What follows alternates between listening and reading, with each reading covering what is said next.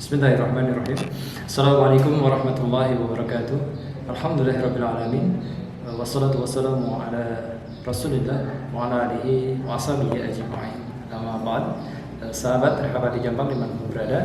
Sebelumnya dari salah satu saudara kita ada yang bertanya tentang apa itu ruqyah syariah dan apa saja yang dibaca dan bagaimana caranya, seperti itu. Bismillah. Ruqyah syariah ataupun ruqyah dari kata ar-ruqyah, ya, jamaknya ruqyah, yaitu bacaan atau doa, ya. Jadi ruqyah syariah itu adalah doa dengan cara membacakan Al-Quran dan doa-doa dari Rasulullah SAW untuk kesembuhan dan untuk doa perlindungan. Jadi untuk kesembuhan atau mengobati dan juga untuk doa perlindungan, seperti itu. Terus, ruqyah syariah ini apakah memiliki dalil, seperti itu, ya? Insya Allah ruqyah syariah ini dalam segi dalil ini sangat jelas sekali, bahwa kita sama-sama mengetahui bahwa Al-Quran itu adalah sebagai sifat, sebagaimana firman Allah Subhanahu Wa Taala dalam Al-Quran yang berbunyi, wa nunazzilu minal Qur'ani ma huwa shifaa'un wa rahmatun lil mu'minin wa la yaziduz zalimina illa khasara. Dan diturunkanlah dari Al-Quran itu sebagai sifat dan rahmat bagi orang-orang yang beriman. Sifat adalah penyembuh, ya, penawar. Dan dalam hadis-hadis sahih, yang mana Rasulullah SAW pernah meruqyah sahabatnya, pernah meruqyah cucunya, ya, dan juga sahabat pernah meruqyah sahabat yang lain. Ataupun dalam Sahih Bukhari dijelaskan sahabat Sa'id Al-Khudri pernah meruqyah kepala suku yang tersengat oleh kalajengking, ya, dengan cara membacakan Al-Fatihah. Nah, jadi secara dalil ruqyah syariah ini insyaallah dalilnya kuat, yang bersumber dari Al-Quran dan hadis. Adapun cara ruqyah syariah ini adalah dengan membacakan Al-Quran dengan suara yang jelas terdengar oleh yang sedang diruqyah atau sedang diterapi, ya, dan juga membacakan doa-doa Nabi. Adapun tekniknya bisa dengan sentuhan, bisa dengan tepukan, bisa dengan tiupan dan lain-lain. Terus pertanyaannya, apakah semua ayat Al-Quran itu adalah sifat, bisa untuk meruqyah, atau memang hanya beberapa ayat tertentu saja? Jawabannya adalah seluruh ayat suci Al-Quran ini adalah sebagai sifat, ya, bisa digunakan ruqyah.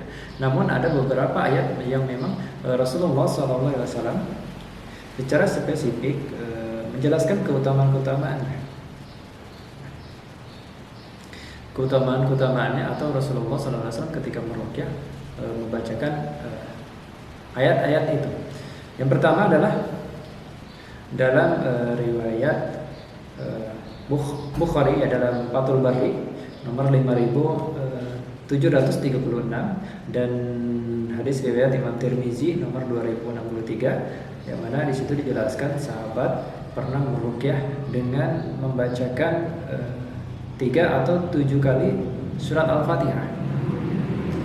Jadi cara yang pertama dengan membacakan surat Al-Fatihah 3 atau sebanyak 7 kali.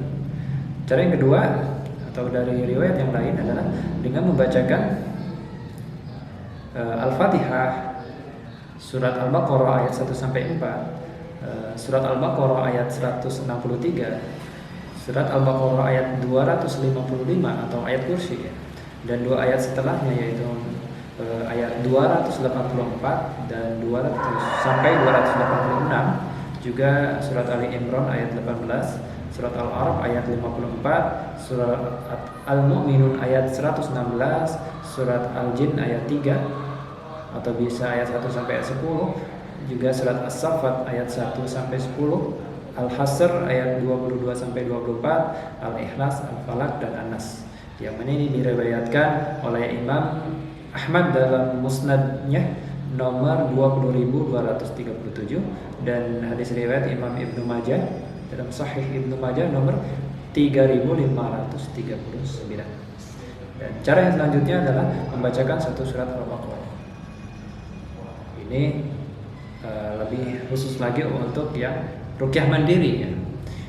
hadis riwayat Muslim ya, dalam Syarah Sahih Muslim nomor 780, atau juga dengan membacakan Az-Zahrawain, yaitu membacakan surat Al-Baqarah dan surat Ali Imran, yang mana ini diriwayatkan dalam Syarah Sahih Muslim nomor 804.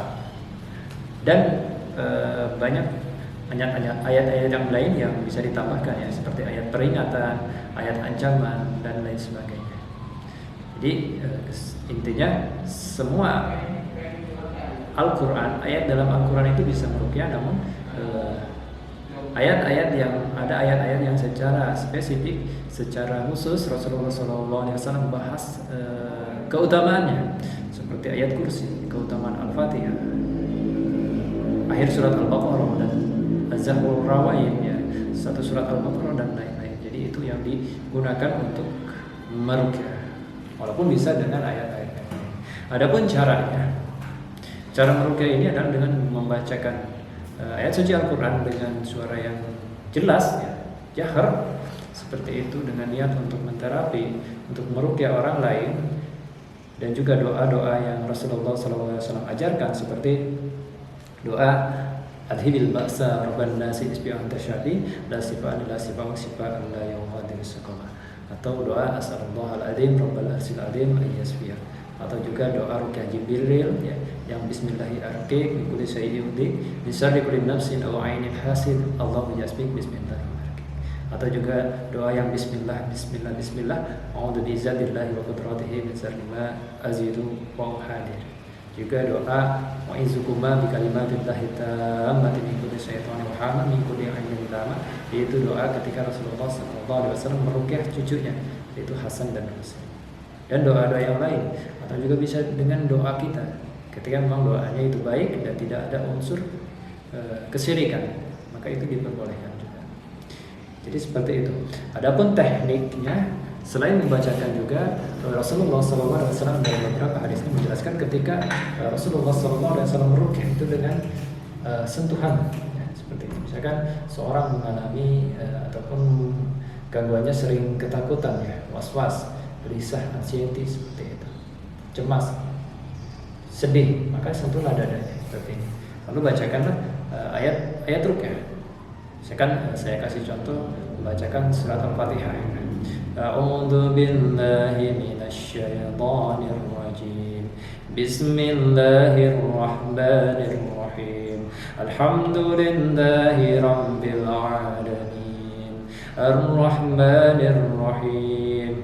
Maliki yaumiddin. Iyyaka na'budu wa iyyaka nasta'in. Ihdinas siratal mustaqim. Siratal ladzina an'amta 'alaihim ghairil maghdubi 'alaihim waladdallin.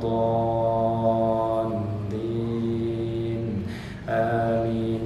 Baik, untuk dirinya sendiri seperti ini, disentuhkan pada dirinya, anggota badan yang terasa, atau juga disentuhkan ke anggota badan yang lain ya, ketika kita meruqyah orang lain, tetapi dengan syarat yang diruqyah itu mahram ya. Kalau non mahram kita memang tidak bisa menyentuhnya. Itu jadi jangan disentuh. Cukuplah dibacakan saja ketika non mahram, atau minta ke mahramnya untuk menyentuh, misalnya ke suaminya yang menyentuh, ataupun anaknya, ibunya. Jadi bukan kita. Tetapi kalau memang mahram, sentuhlah langsung. Atau sesama jenis, misalkan laki-laki, ya, sentuhlah seperti itu. Atau juga bisa ditepuk-tepuk, seperti ini dengan niat ya, supaya mendorong keluar ya, ataupun keluhannya hilang. Atau juga ditekan ya, tekan ulu hatinya, atau bagian-bagian yang sakitnya ditekan seperti ini. Atau juga dengan ditiupkan, nah seperti itu. Demikianlah, mudah-mudahan bisa dipahami, dan jangan lupa silakan di like, di share, dan di subscribe akun channel Rahmati Jampang. Mudah-mudahan di lain kesempatan kita bisa menjawab lagi ataupun dijelaskan lagi dalam YouTube tentang ruqyah syariah. Mohon maaf apabila ada kesalahan. Barakallahu fikum. Assalamualaikum warahmatullahi wabarakatuh.